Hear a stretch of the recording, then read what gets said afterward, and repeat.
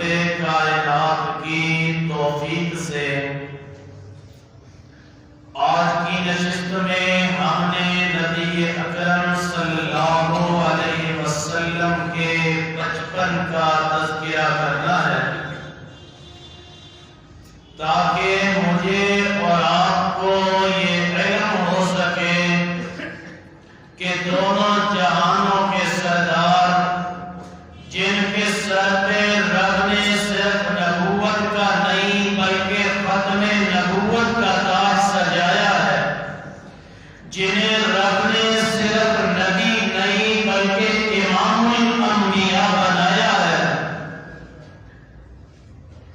جن کو رب نے حسینوں میں احسن بنایا، شریفوں میں اشرف بنایا، کریموں میں اکرم بنایا، جن کی امت میں آنے کے لیے انبیاء کی دعائیں کرتے رہے۔ میرے اور آپ کے اس لاڈلے پیغمبر کی زندگی میں یتیمی کا بچپن کیسے گزرا؟ جب میرے اور آپ کے آقا یتیم بن کے مکہ کی گلیوں میں گھومتے تھے، جب میرے اور آپ کے آقا کو دنیا والے یتیم سمجھتے تھے، اس یتیمی کے عالم میں میرے اور آپ کے آقا نے اپنی زندگی کا بچپن کیسے گزارا؟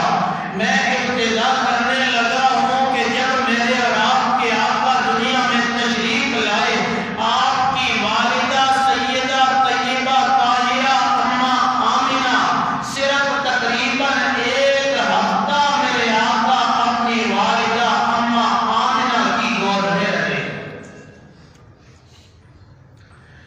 اور پھر عرب کا دستور تھا کہ بچوں کو دیہات میں بھیج دیا جاتا تھا، جس کی دو وجوہات تھی۔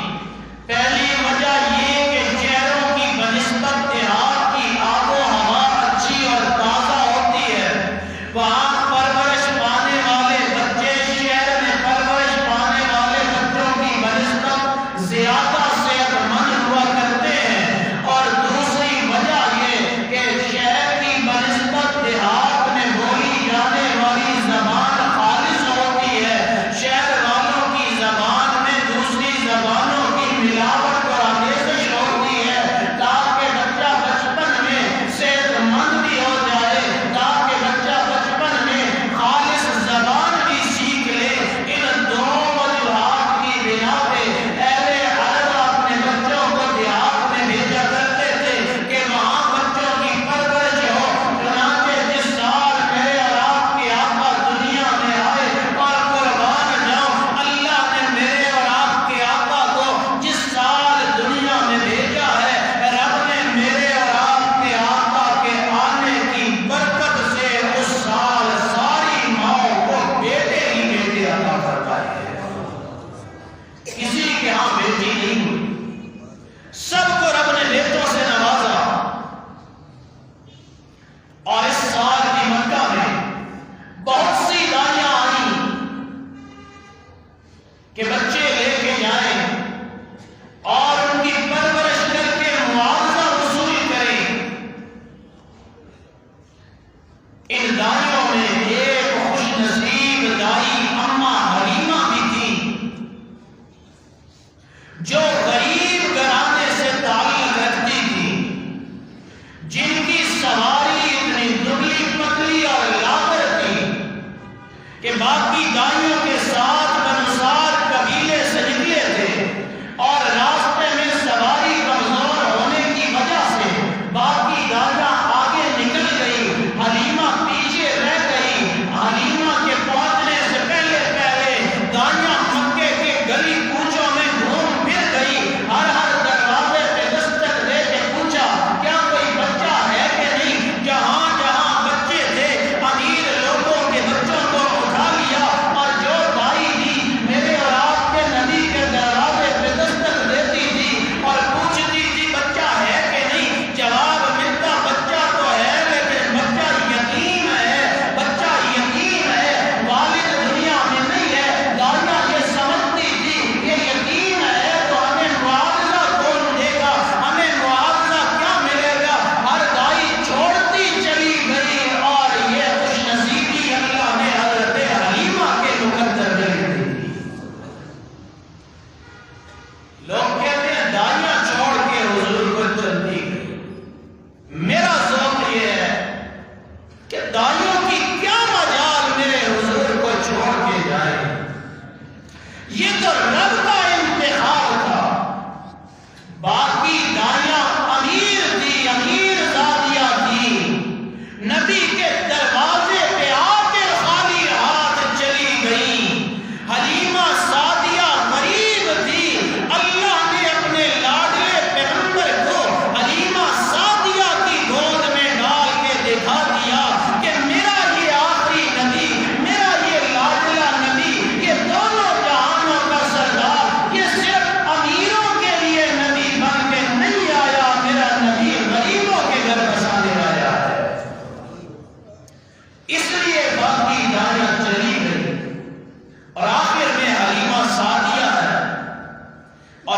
سیدہ آمنہ کے گھر میں میرے اور آپ کے آقا ہے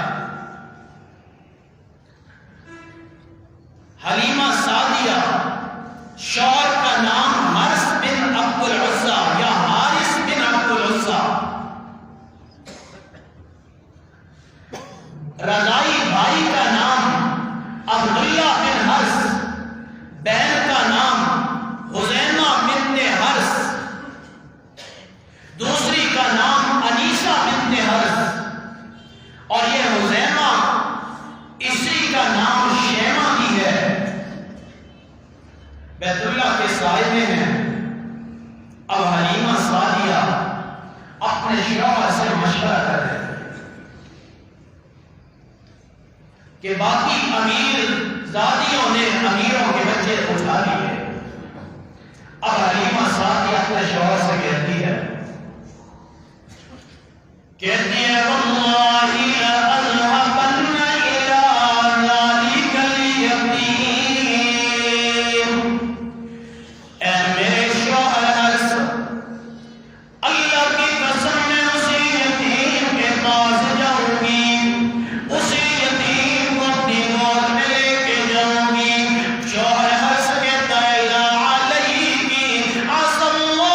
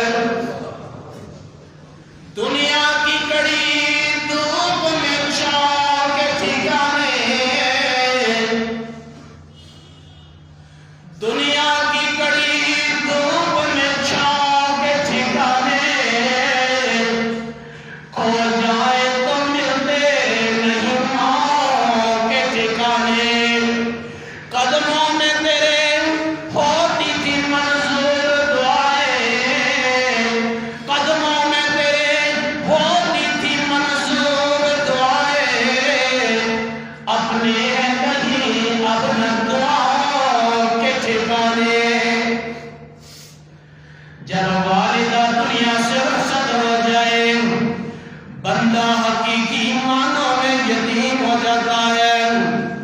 موسیٰ کلیم اللہ کو اللہ نے فرمایا تھا موسیٰ طور پہ آ رہا ہے سنبھل کے آنا۔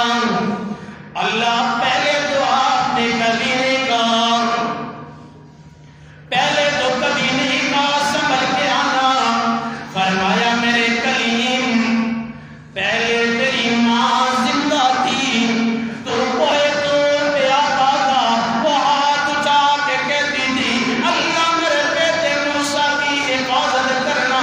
آج تیری ماں کے اٹھے ہوئے ہاتھ باقی نہیں رہے، آج ماں کے ہاتھ اٹھے ہوئے نہیں ہیں، اس لیے میں تجھے کہتا ہوں اگرچہ تو میرا کلیم ہے، تیری بھی والدہ دنیا سے رخصت ہو گئی ہے، تو موسیٰ تو بھی کوئی طور پہ آ رہا ہے سنبھل کے آنا۔ جب گھر میں بندے کی ماں نہیں ہوتی،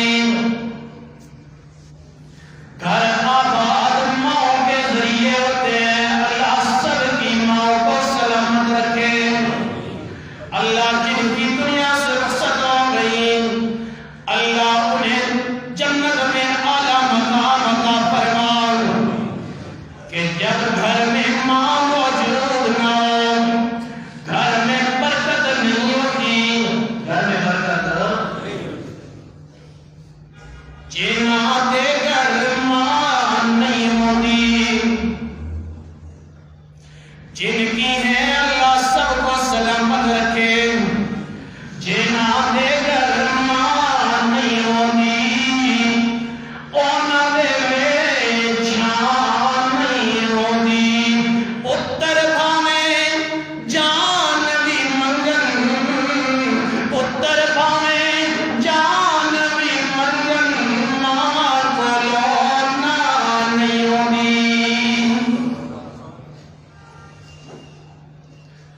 6 سال کی عمر میں میرے آقا کی والدہ دنیا سے رخصت ہوئی ہے۔ اب میرے آقا کی کفالت کرنے کے لیے میرے آقا کے دادا جناب عبد المطلب،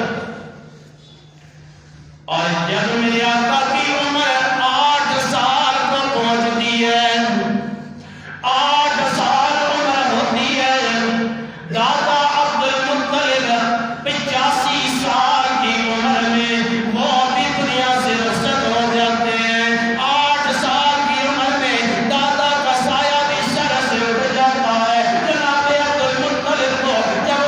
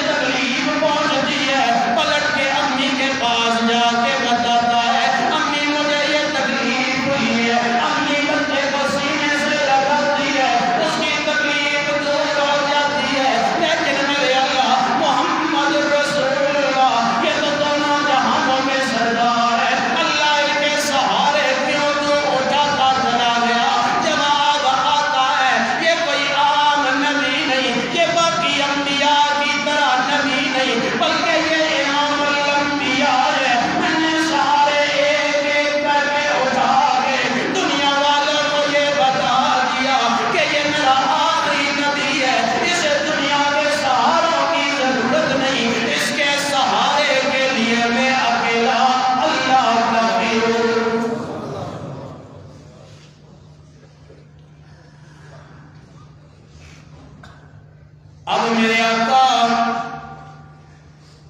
اپنے چچا جناب ابو طالب کی کفالت میں اور ایک دن ایسا بھی آتا ہے کہ مکہ مکرمہ میں قحط آنے کا خطرہ ہے، بارشیں بند ہو چکی ہیں، سارے اہل مکہ پریشان ہیں، رو رو کے دعائیں کرتے ہیں، بارش نہیں برستی۔ پھر آپس میں مشورہ کر کے جناب ابو طالب سے آ کے کہتے ہیں ابو طالب تیرا بھتیجا بڑا برکت ہے، اپنے اس بھتیجے کو لے کے آنا، اس بھتیجے کو کہنا اپنے ننھے ننھے ہاتھ اٹھا کے دعا کرے، ہو سکتا ہے اس کی دعا کی برکت سے اللہ بارش نازل فرما دے۔ اب جناب ابو طالب میرے آقا کو لے کے آئے ہیں، بیت اللہ کے سائے میں لا کے چچا نے کہا ہے بھتیجے بارشیں بند ہے، تو ہاتھ اٹھا کے دعا کر، تو بڑا برکت ہے، اے بچے تیری برکتیں ہم نے دیکھی ہے، ہاتھ اٹھا کے دعا کر، اللہ بارش نازل کر دے۔ سورج آفتاب کے ساتھ چمک رہا تھا، سورج آفتاب سے چمک رہا تھا، بادلوں کا نام و نشان نظر نہیں آ رہا تھا، اہل مکہ دیکھ رہے ہیں، میرے آقا نے اپنے ننھے ننھے ہاتھ اٹھا کے فرمایا اللہ مکہ پہ بارش نازل کر، اور لوگوں نے دیکھا حیران ہو کے کہنے لگے ارے یہ کیسی دعا ہے، ابھی میرے آقا نے یہ الفاظ کہے تھے اللہ بارش نازل کر، ابھی ہاتھ میرے آقا نے چہرے پہ نہیں پھیرے تھے، اللہ نے پہلے بارش نازل کروا دی تھی۔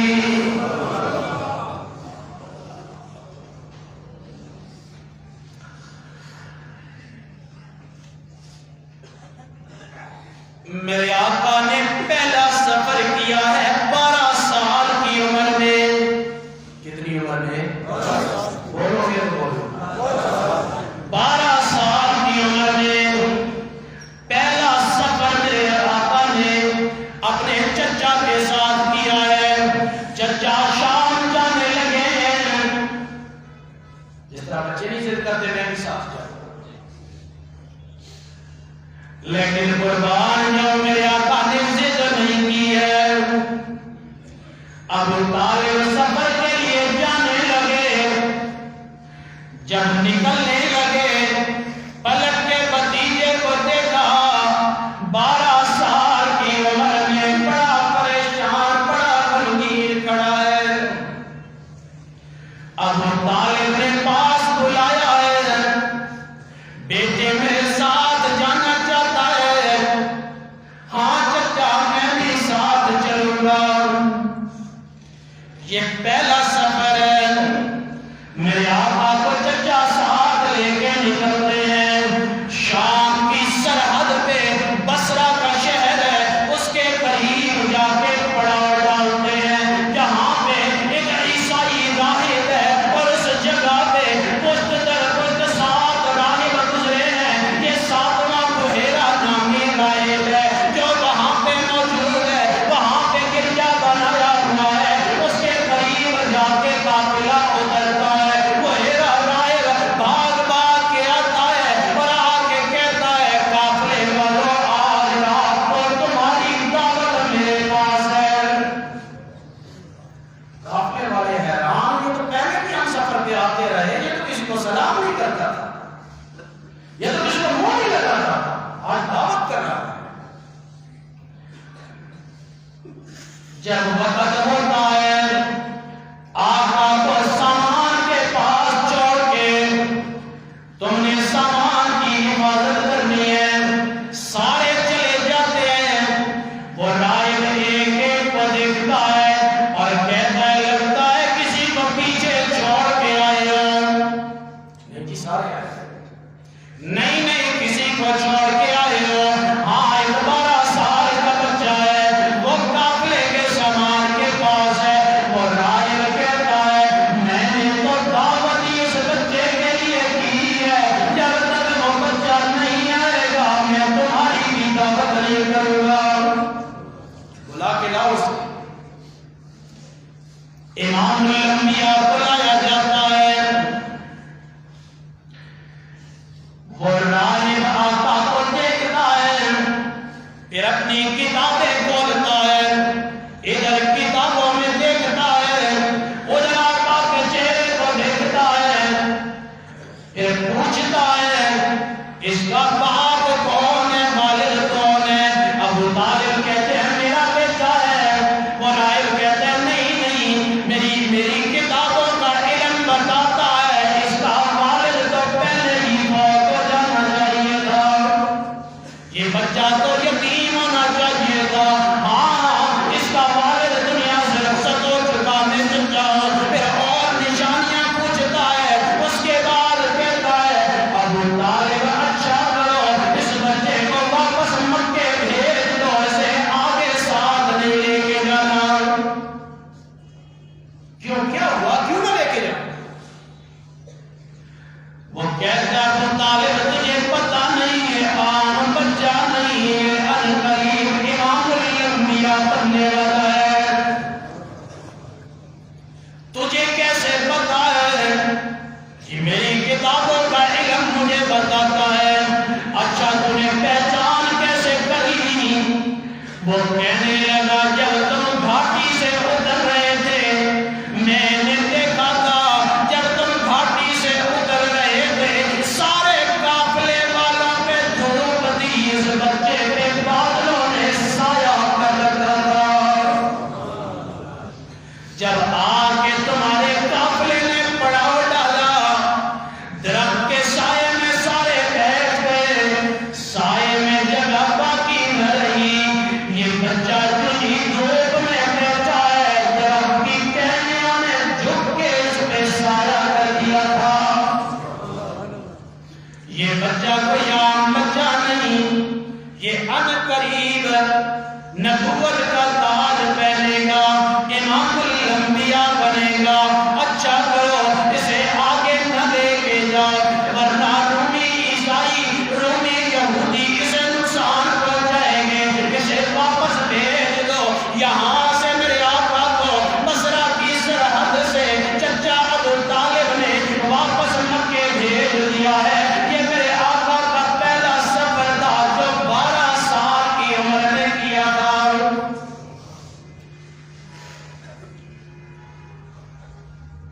اب زندگی رہی تو انشاءاللہ اس سے اگلے حالات کہ آقا نے مکہ میں پھر وقت کیسے گزارا، آقا کی مکی زندگی کن مشکلات کا سامنا کرنا پڑا. زندگی رہی، رب نے چاہا تو انشاءاللہ آئندہ جب میں عرض کروں گا. آخر میں ایک اعلان ہے کہ آج بعد از نماز مغرب جامع مسجد طیبہ حیدرآباد کے ہمارے ساتھ پیٹرول پمپ کے ساتھ بعد از نماز مغرب وہاں پہ سیرت خاتم الانبیاء و دفاع صحابہ و اہل بیت کانفرنس ہے، جس میں حضرت علامہ شبیر احمد کشمیری صاحب جو 2 دفعہ یہاں بھی بیان فرما چکے ہیں وہ تشریف لا رہے ہیں. تمام احباب اس کانفرنس میں بھی ضرور شرکت کر رہے ہیں. وآخر دعوانا